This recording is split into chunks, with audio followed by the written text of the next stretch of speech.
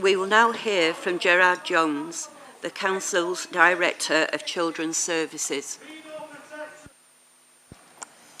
Thank you, Madam Mayor. First of all, thank you for everybody for being here today so we can discuss the recently published independent review into historic child sexual abuse in Oldham.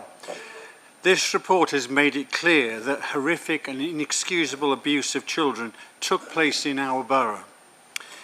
We as a community, as parents, as a safeguarding partnership and as a council should have protected those who were harmed, and we fell short.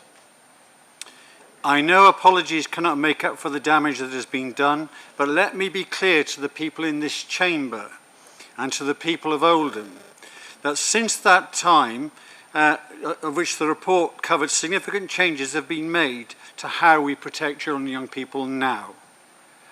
We have had multiple Ofsted visits and independent audits, and there's a much more focused and joined up and coordinated safeguarding approach in Oldham today than there was 8 and 20 years ago.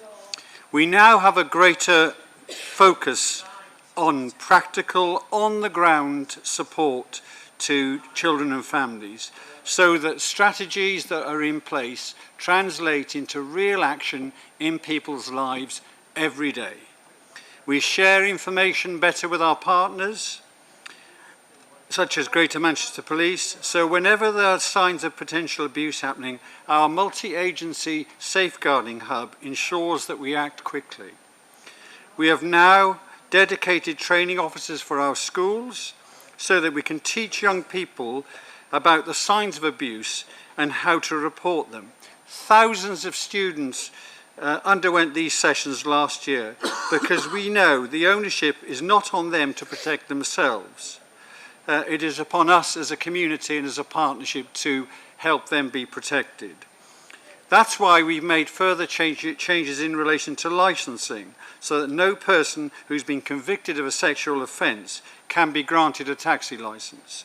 And we've ensured that more safeguarding checks happen at taxi ranks and offices. If there are reports of premises being linked to potential CSE, a multi-agency response is triggered to gather information and take direct action to deal with those perpetrators.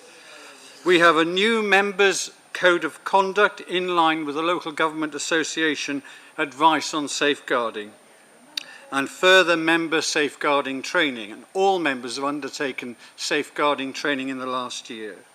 The messenger service, which was identified as failing in the report, was replaced by the Phoenix team in 2014, and this eventually transitioned into our complex safeguarding hub, which today is located with Greater Manchester Police and allows us to be much more coordinated in sharing of information and acting to identify and deal with these criminals who are probably not in this chamber tonight, and let's be clear about responsibility.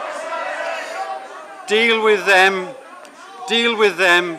through the proper investigatory arrangements. We've also ensured that if a young person goes missing for beyond 24 hours, we are having strategy meetings to look at each young person we're notified of to make sure that their safety is considered. It's also important to highlight that the culture we have now is to collectively view children and young people has changed than it was in earlier times.